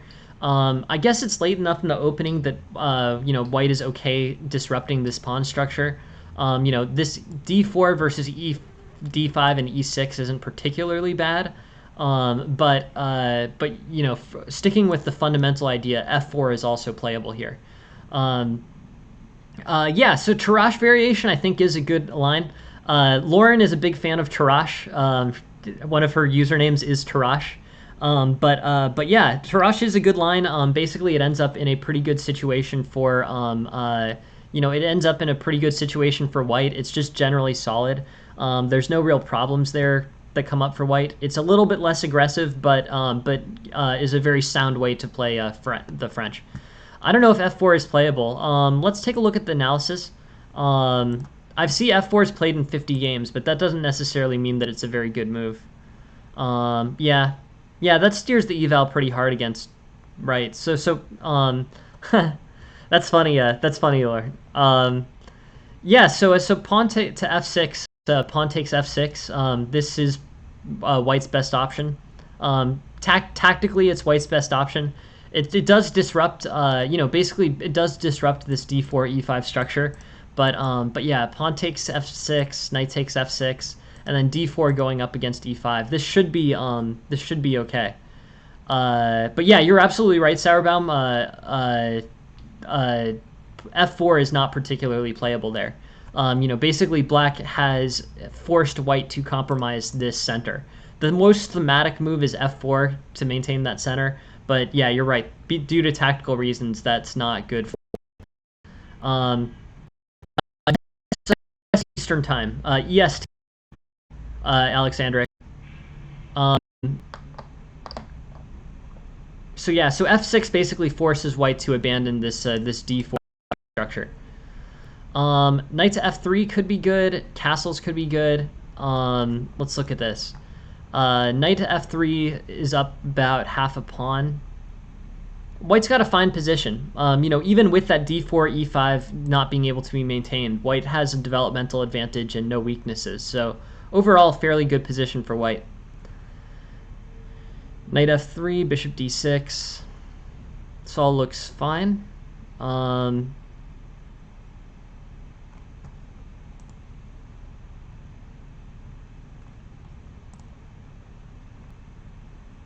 Again, by the way, we're in very well established mainline theory here. Both sides have played mainline theory correctly.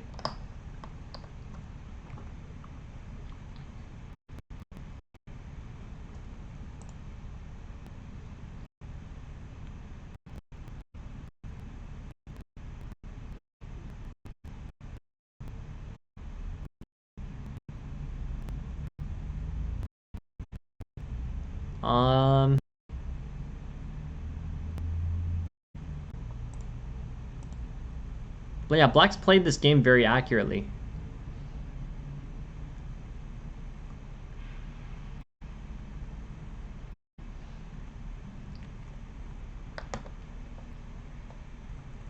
And then by this point, yeah, this does unfortunately look sort of resignable. Interesting. So yeah, so let's go back. Where were the real missteps by White? This was a very well played game. There were very obvious opportunities. F6, pawn takes f6. That's good to know. That's good to know that that's the main line.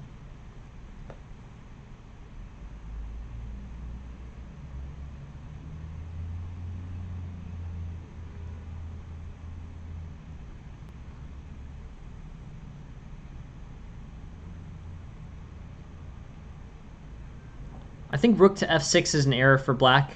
Rook to f6 is not as good as rook to c8. In terms of exploiting that, I don't know. Rook to f6, bishop to b1, rook ff8.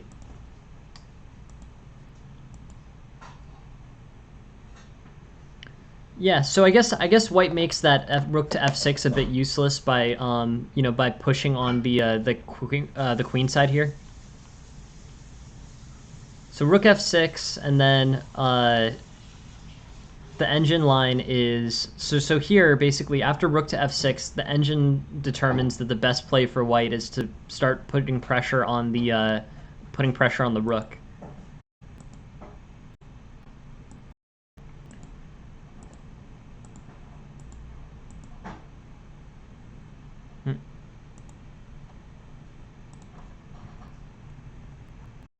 Interesting. Okay, and then so that's a small error for Black. Black played an extremely accurate game. I was just sort of looking at anything there. That appears to be Black's biggest misstep on this game. White's biggest opportunity is to apply pressure on the c file after rook to f6 is played. But in terms of improvements for White, b4 I think is not terrible. And yeah, you're making a good note of that c4 square. That c4 square does look like a good place to post a rook.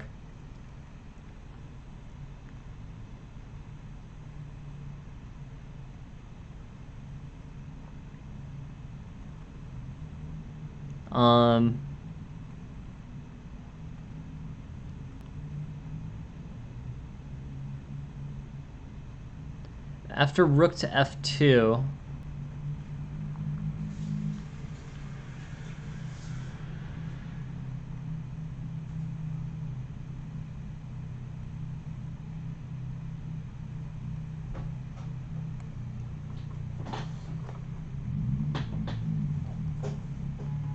so that's the issue. Okay, so yeah, so this whole tactic. Let's just look through this whole tactic. Okay, basically with this tactic, you're going to need to support. Basically after rook to f2 here, you've sort of committed to playing rook to c2, right? So you need to sidestep this because Black's going to have tactical responses that are going to cause you major problems. So basically from the point that rook to f2 is played, black is going to start lining up on the c3 knight. So rook to f2, and then rook to c8, and moving the knight is no longer playable, right? You can't play knight to e2. In this move, when this rook, this rook is going to come to the c file. You know that there's going to be a doubled c file here. So knight to e2, threatening this rook. That opens up that file. That should be okay. But yeah, this knight to e2, defending this rook, is better. Instead, this rook to f2 commits the rook to moving to c2. And when the rook moves to c2, e5 is going to become a threat. Right. Yeah. So I guess that's the point. I mean, yes, it's not ambitious, but rook to c2, rook to f2 is just tactically losing, unfortunately. Basically this, the opportunities for white. Yeah.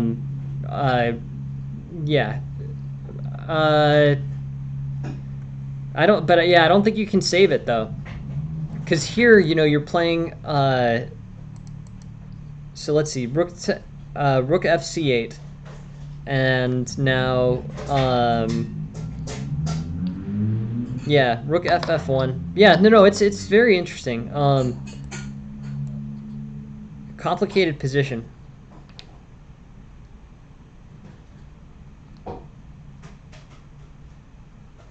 Yeah, no, I understand.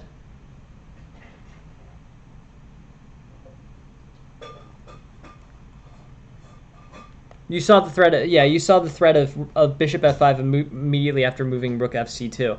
But you're still having to deal with this problem of doubled, basically doubled rooks on an open file against you, and it's not particularly disruptible.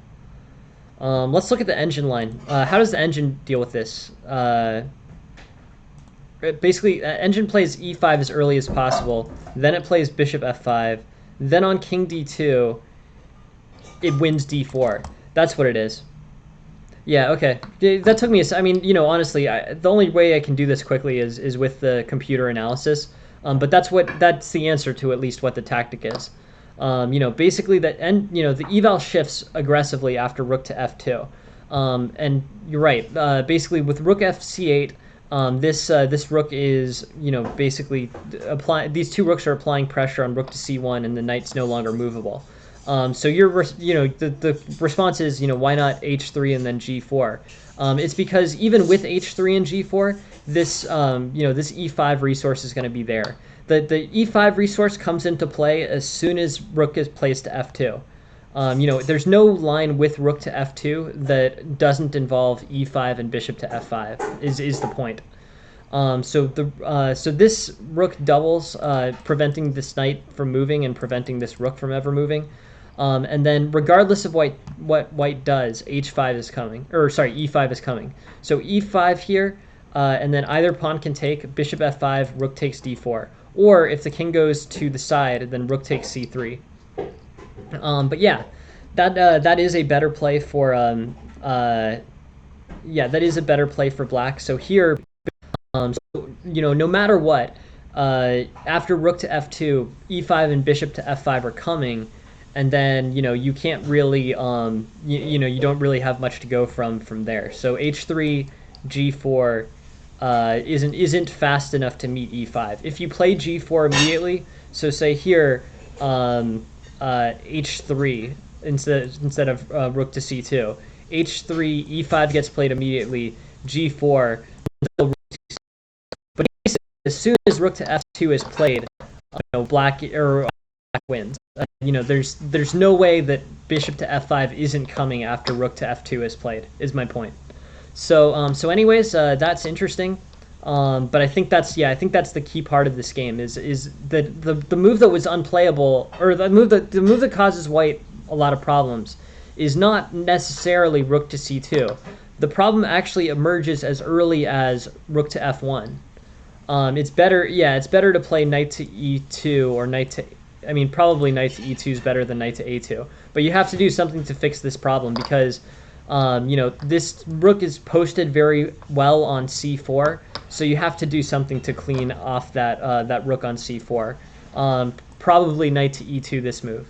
But just a combination of the two is more than white can deal with. So, anyways, what if white takes with the d pawn? Then good question. So say here e5. Sorry, rook f2, rook hc8, h3, e5, pawn takes e5, d4.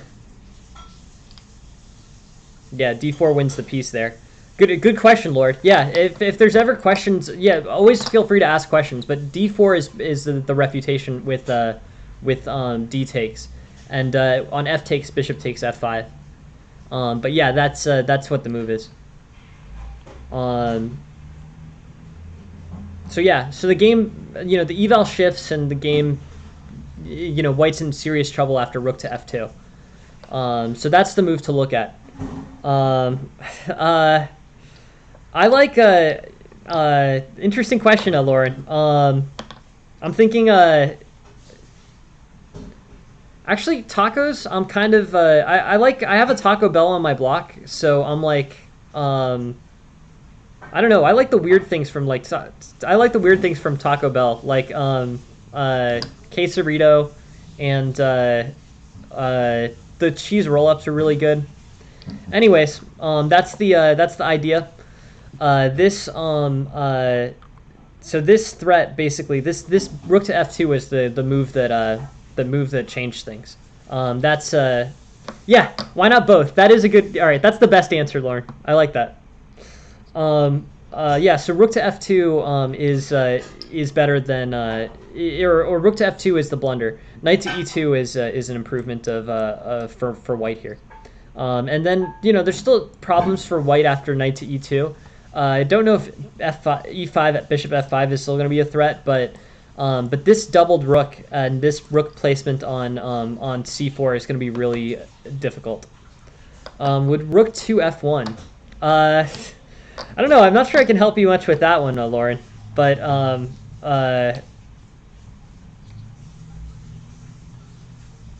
let's see. Rook to c2. Any question. Well, Jen was the one who actually did her taxes this year, so okay. Rook to c8. Rook to c2. f5. On the internet, you didn't do your taxes? I said I didn't do my own taxes. Oh, okay. I didn't either. I did them last year.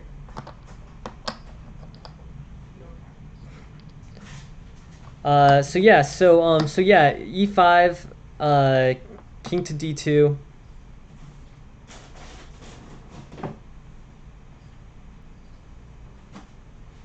I sorry, I just want to get your question. Jen is here. Would rook to f1 still work? Good question.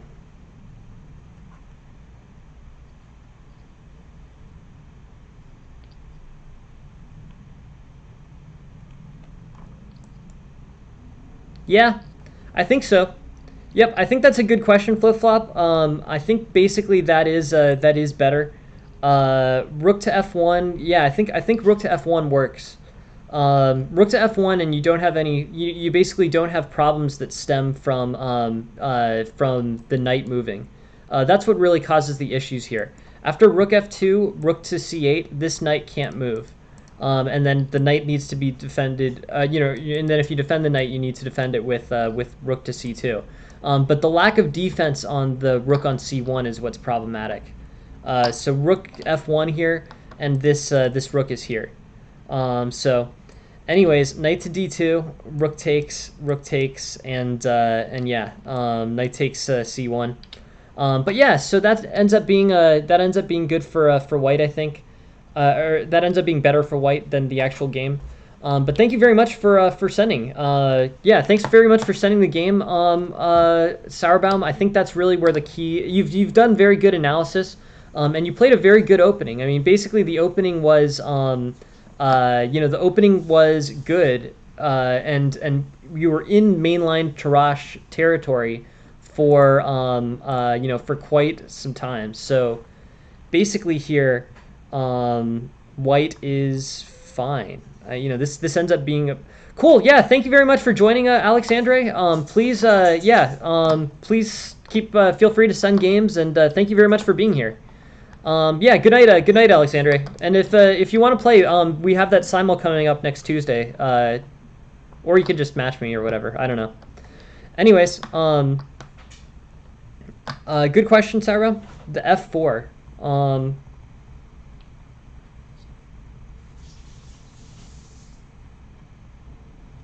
Yeah, let's see.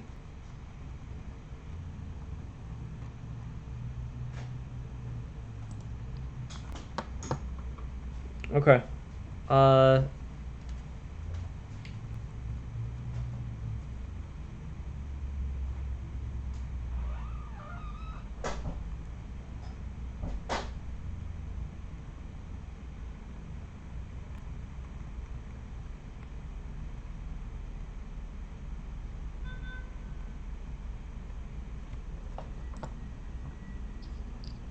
looks fine to me. No, no problem at all. No problem at all, Sourbum. No, sorry to be slow on this. Um, yeah, F4, knight G3, F5.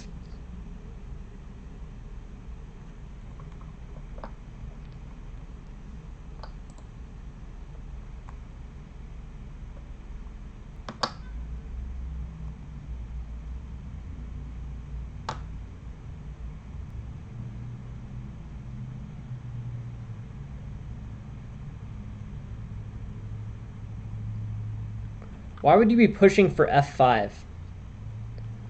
Um,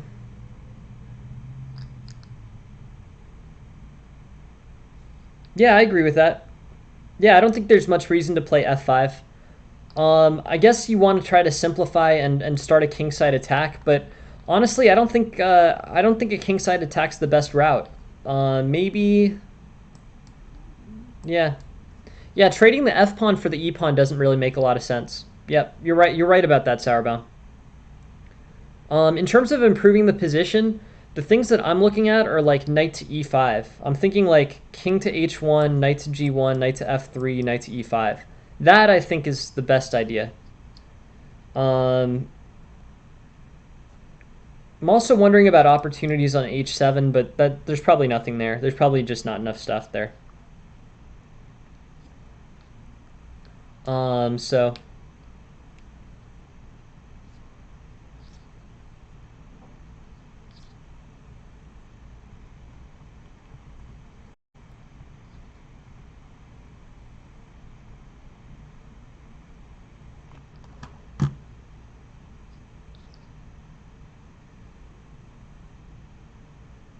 yeah, that makes sense. I like that.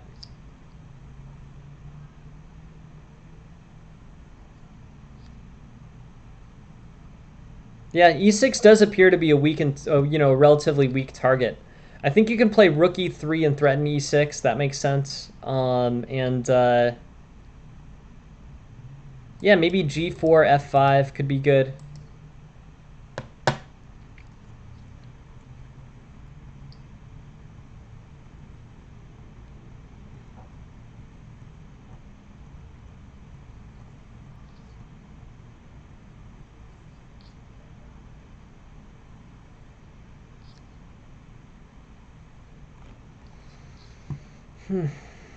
Yeah, no, I agree. I agree with that, Sauerbaum, for sure.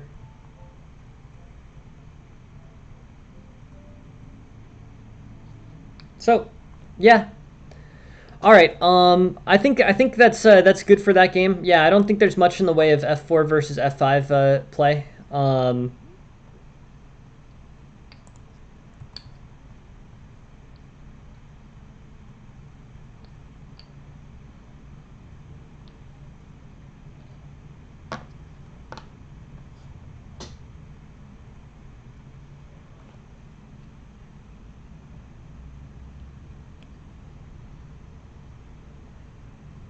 Opponent said f3 was the main line.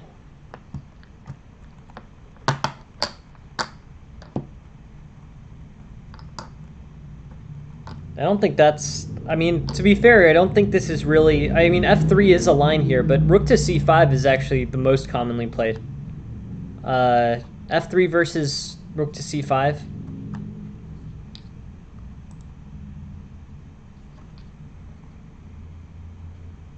I think f4 makes sense, though. I don't see any problem with this. I think f4, g4, f5... Yeah, white's fine. I just wouldn't sweat it. I think you played an interesting game, Sauerbaum. The real, basically, I wouldn't be overly obsessed with this, this opening theory. There's still many lines here, and this line seemed to work all right. But I would definitely be focused on on making sure that you steer this.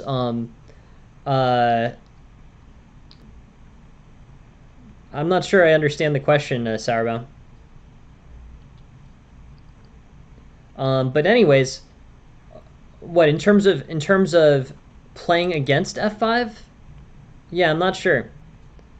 Rook to f1 is better than rook to f1.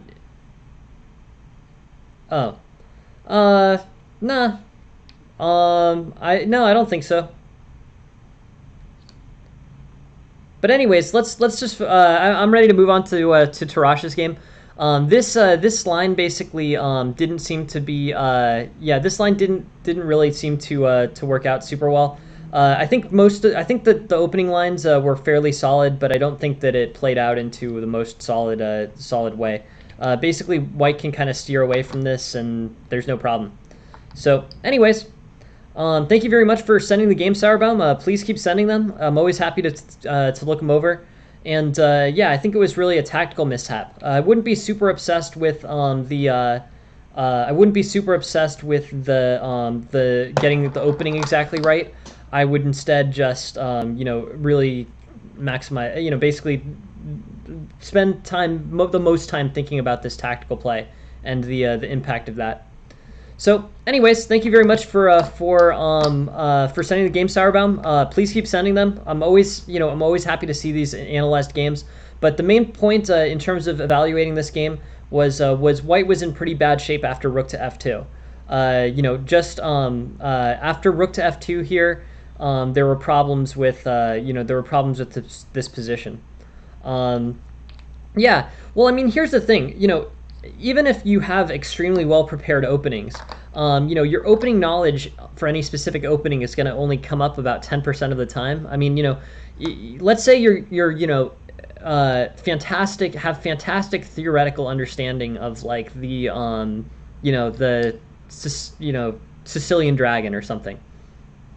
If you have tremendous knowledge of the Sicilian dragon, that's only going to come up in a fair percentage, a percentage of the games. It's not really particularly, any specific opening is not that commonly played.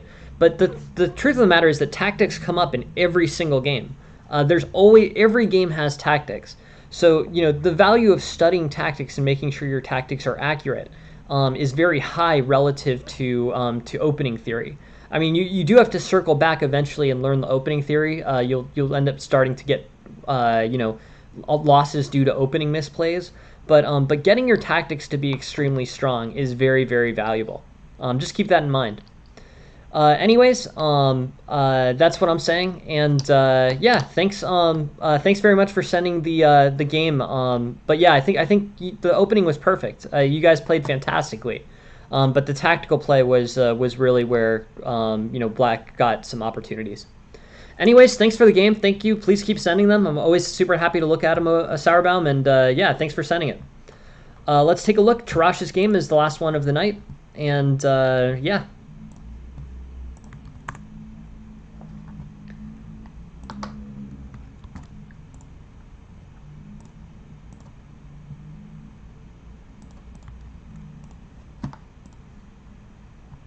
thanks for sending the game, Sauerbaum. Great opening play. All right, so Tarash Lauren wants to send a look at the take a look at the Sicilian Alpin. Sicilian Alpin is playing, or Lauren is playing white, and black plays this interesting line. I don't know what to do against this, to be honest. C3, D6. Okay, D6 is not the main line. The main lines here are knight to F6, D5. I like D5. D5 challenges the center the most directly as black. But yeah, knight F6, E6, sure. D6 is a distant fourth. D4, sure. Take the center. I mean, basically, black has allowed white to take the center here. So D4 is definitely playable. Um, the most popular move is knight to F3, but I think that that's still not as good as D4. D4 I think is better. Um,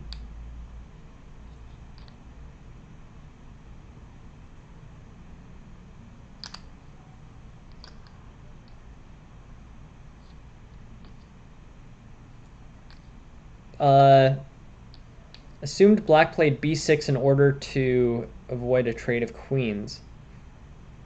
Yeah, that makes sense. I mean, that can't be right. You know, that can't be the correct. That can't be the correct move for black. But yeah, I think that that's that. I understand that logic. Yeah, I think your logic there is probably right, Lauren. So how does one? So that makes the light squared very weak. Light square is very weak for black. All right, B4. That's interesting. Um, that is an interesting move.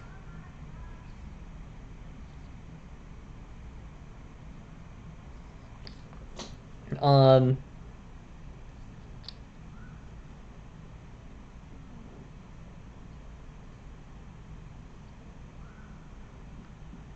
I don't know, knight f3, I guess. But yeah, this is really interesting. This is really interesting, Lauren. So maybe f3.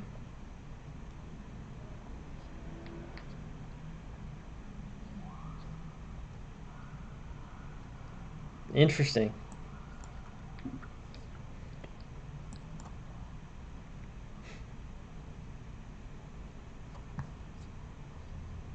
Yep, that's pretty creative, Lauren.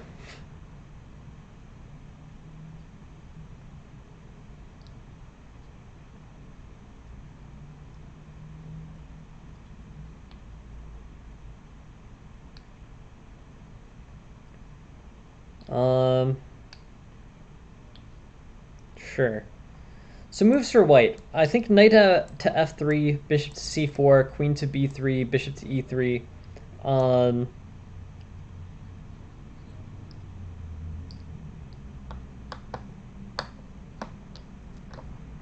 okay. Yeah, I mean, we're not playing the most the engine is proposing very standard things. The engine is proposing knight to f3, bishop to d3, even d takes c5. But b4 is really interesting. So let's take a look. Yeah, so this takes the opening in a very interesting direction. Um, so yeah, so they ignore. Yeah, no, I think that's right, Lauren. Basically, you might as well. It seems like an error, so might as well. Knight to d7, knight f3, h6. Okay, so yeah, this is going to create problems along the light squares for black.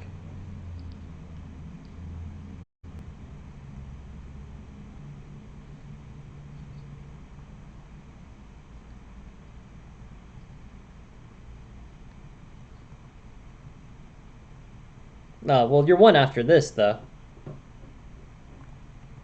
Can't imagine this becomes more competitive. Yeah. Okay. Cool. Yeah. But let's go back. Let's be very careful. Let's be very careful with this. So, white ends up with a winning tactic that that basically occurs after move 9. So c6. I don't think we need to look at any moves after move 10. So let's just think about this opening.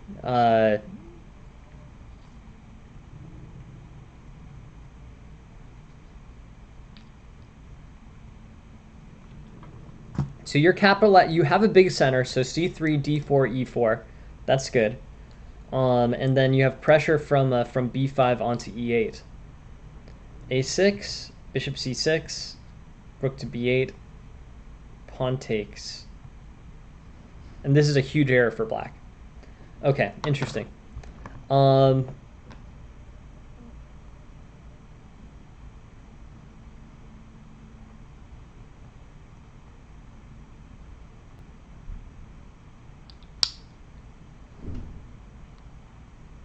Yeah. Well, yeah, I like bishops to c6. I mean, I like bishop to b5, and then bishop to c6 make a lot of sense. Messing up this rook, messing up this rook's placement makes sense to me. Yeah, I get it. Black's very constrained on this queen side here. But I'm still impressed. b4. I mean, I would never think of that, to be completely honest. b4 is a pretty interesting move.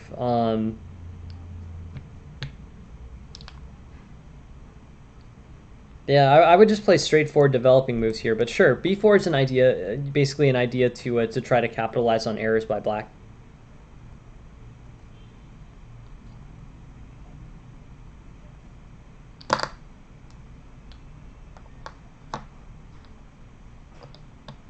So yeah, honestly, okay.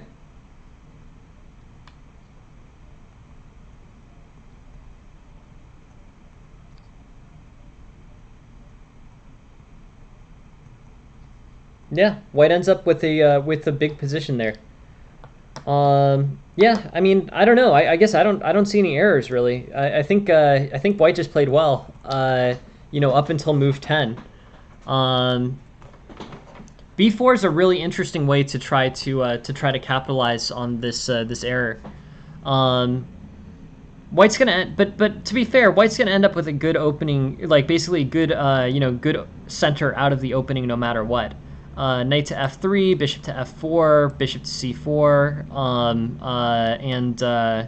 yeah, should be better for white.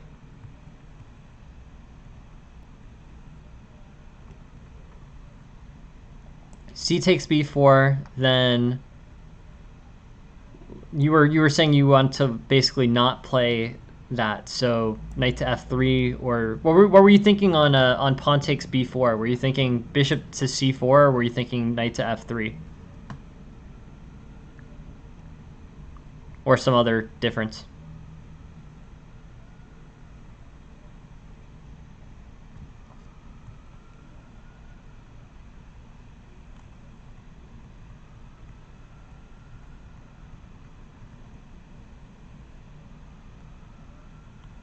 Yeah, I mean, it's an idea. I'll really think about this, Lauren. Yeah, rapidly develop your pieces. That makes sense. So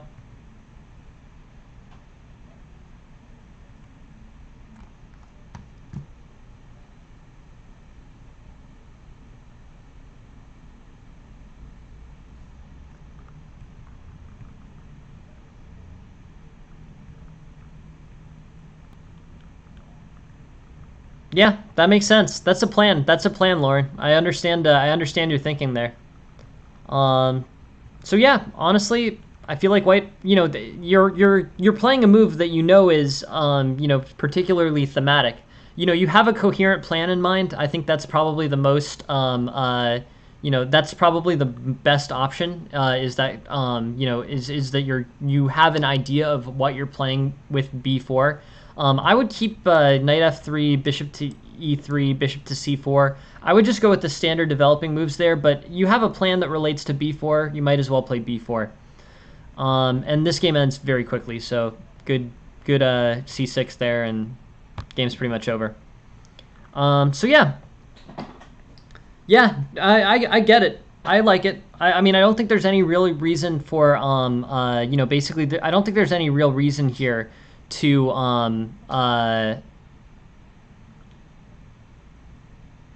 yeah, no, that's true. I mean, you're putting immediate pressure on black with b4. So yeah, I like it. I mean, yeah, others just sort of develop your pieces and capitalize on a superior center. But yeah, you're right about that, Lauren. That is big. So anyways, thank you very much for sending the game, Lauren. I am I think I'm gonna wrap up. We went about half hour over tonight. It's a very interesting game, Lauren. I thank you very much for sending it, and that does present a really cool novel plan. So, yeah, very interesting. Yeah, no. Thank you very much. Thank you very much for sending it, Lauren. Yeah, no. I should delegate better. Thanks for volunteering, Flip Flop. Sounds good. Yeah, cool. So yeah, B4. I like it a lot. It's a good move.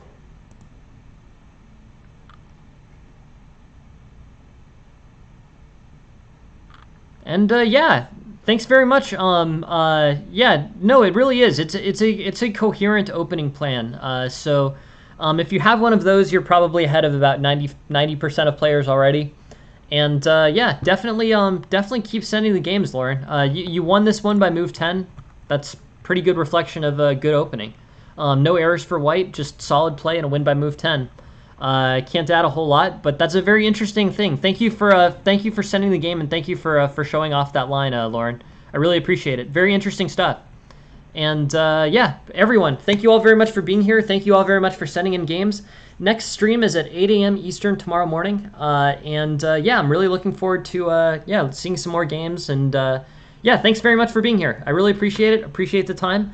And yeah, have a good one, everyone. Have a good night. Thanks a lot. Bye.